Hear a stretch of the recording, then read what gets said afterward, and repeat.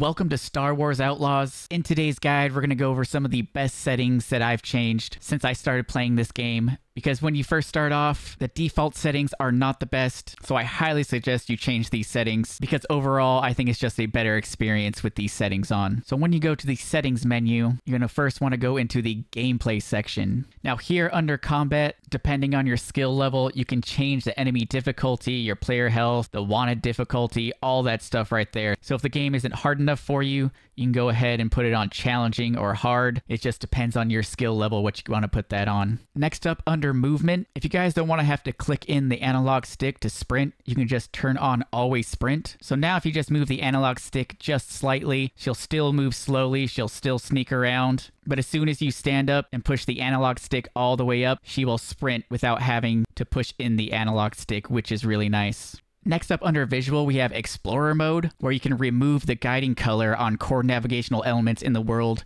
for a more immersive experience. As you can see when we turn it on, the yellow parts just turn off and on. If you want to be more immersed, turn this on. I keep it off just because sometimes exploration out in the world does get confusing, and it is nice to have those little yellow indicators on. Next up, we have the view angle, which is essentially the FOV slider. So when you start off the game, it's already set to its base 75. So the view angle looks like this. Essentially, the camera is like right behind Cave S, but I actually set it all the way to 115.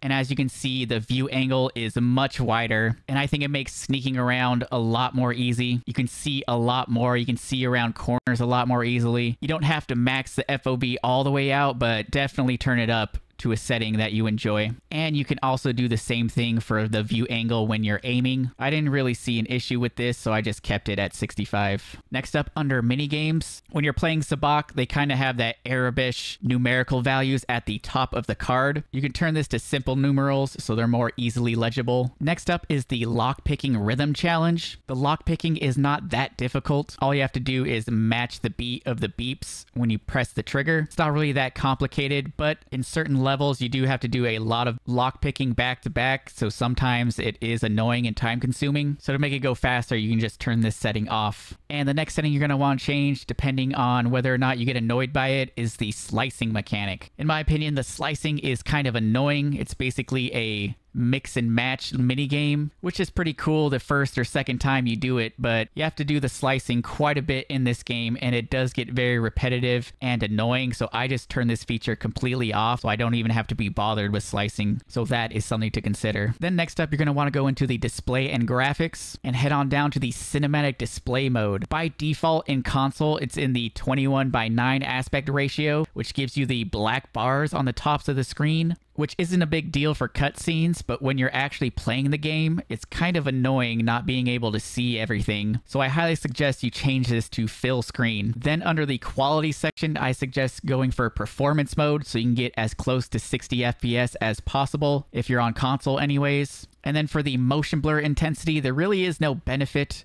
of motion blur. Any video game that I play, I usually turn the motion blur down pretty low or all the way off. And then you're going to want to go to the film grain and turn that off. States that whether the film grain post-processing effect is enabled or not. Essentially, it just looks like an old-time movie, which once again could look pretty nice for cutscenes, but when you're just playing the game, it kind of just looks like there's just like this static film on top of the gameplay. So I highly suggest that you turn that off. And those are some of the settings that I think you should change, but it really just depends on your preference. So you can use what I showed you, or you can change some things slightly, however you guys want to play the game. And don't forget to subscribe to the channel for more Star Wars Outlaws content.